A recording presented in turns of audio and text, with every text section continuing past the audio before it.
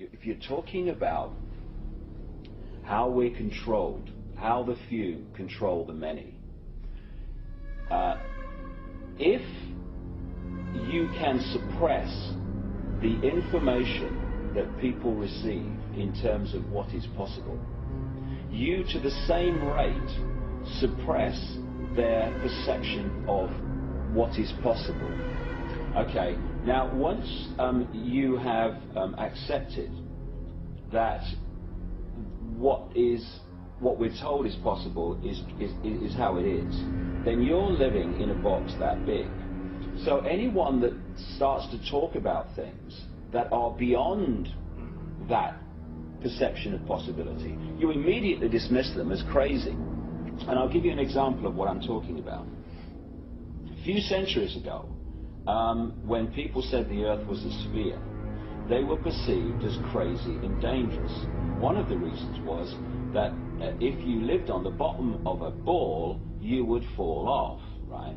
Now, once you introduce the law of gravity, what appears at first sight to be a nonsensical idea becomes perfectly logical.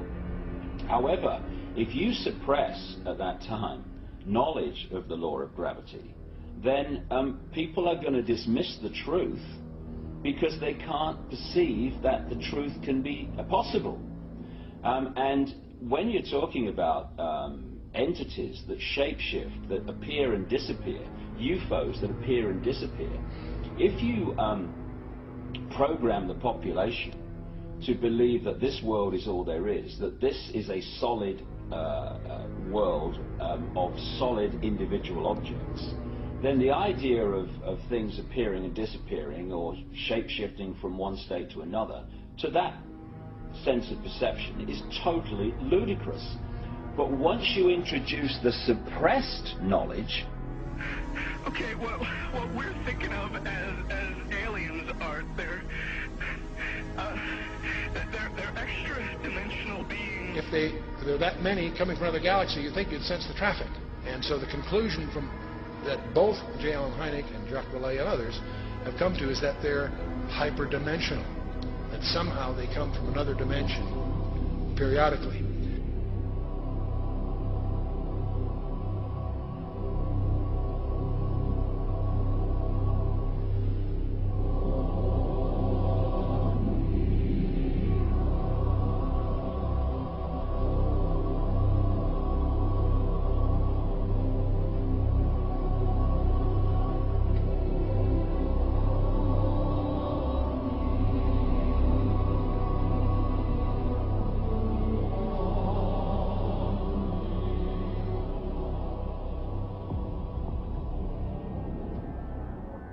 One of the matters that I developed information about was an individual I learned about was Aleister Crowley. He likes to have his name pronounced Crowley to rhyme with holy. And the Satanists today, and for the number of years in the past, have basically used his philosophy and his writings as a guide. And so let's talk about some of his writings and teachings. And here on page 94 of his book, it would be unwise to condemn as irrational the practice of those savages who tear the heart and liver from an adversary and devour them while yet warm. In any case, it was the theory of the ancient magicians that any living being is a storehouse of energy varying in quantity according to the size and health of the animal, and in quality according to its mental and moral character. At the death of the animal, this energy is liberated suddenly. The animal should therefore be killed within the circle. We're talking about the satanic circle, Dave. And now listen to this sentence, folks, closely. For the highest spiritual working, one must accordingly choose that victim which contains the greatest and purest force. A male child of perfect innocence and high intelligence is the most satisfactory and suitable system. We're talking about human sacrifices. We have quote after quote after quote who he was serving and how he was serving his god Satan. He read the book of Revelation, and he read about the coming new world order under Antichrist, and he wanted to be, he said, he wanted to get in touch with Satan personally and become his right-hand man. Movement would take off in the United States like no place else. And Lester Crowley said what he needed to do was to get a hold of the youth.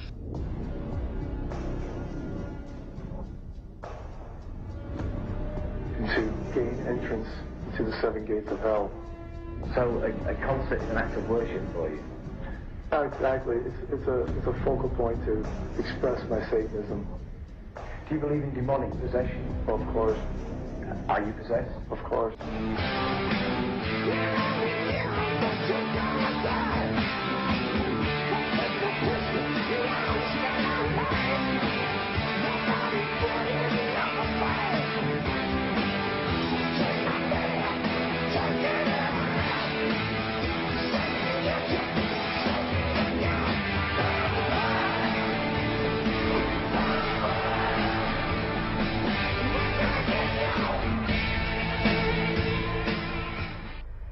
The band leader says, "How do you think that I became famous the way that I am?"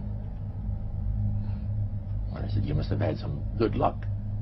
Well, he says, "There's no such thing as good luck." He says, "There's either some power working for you somewhere, or you don't get ahead in this world." Not in my type of occupation. We worship spirits. We worship Lucifer and all his angels. They're just as beautiful as they did before they were cast out of heaven. How can the devil save souls? What are you talking about? Man, I got the devil in me. But then hell I did Christians. I don't care if anyone believes it. It's what's written in the Bible. Well, wait a minute. And it's bloody there.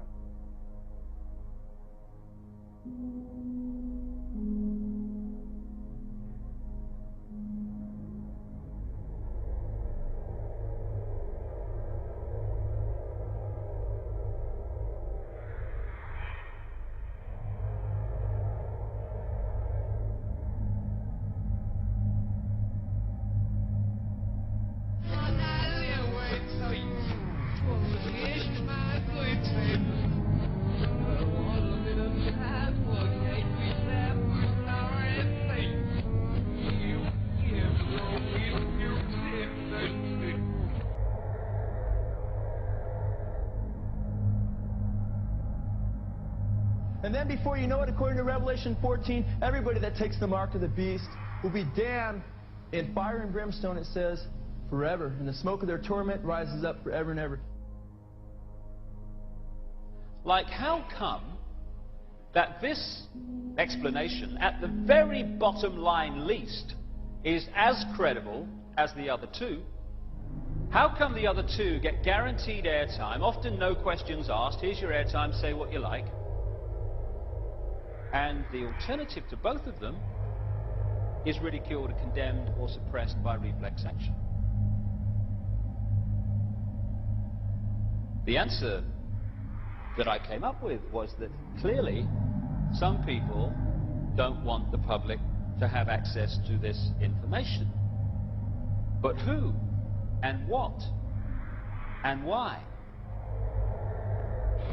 All of Bohemia, we beseech thee, grant us thy counsel.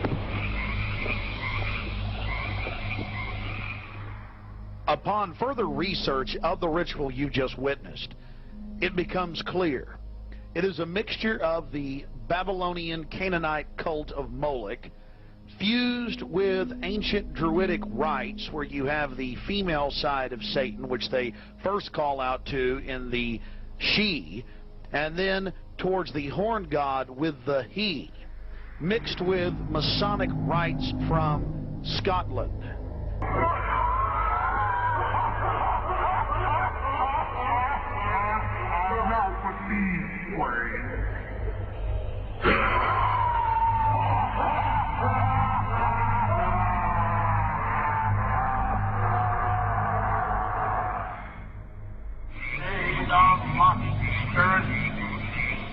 It is not all of truth.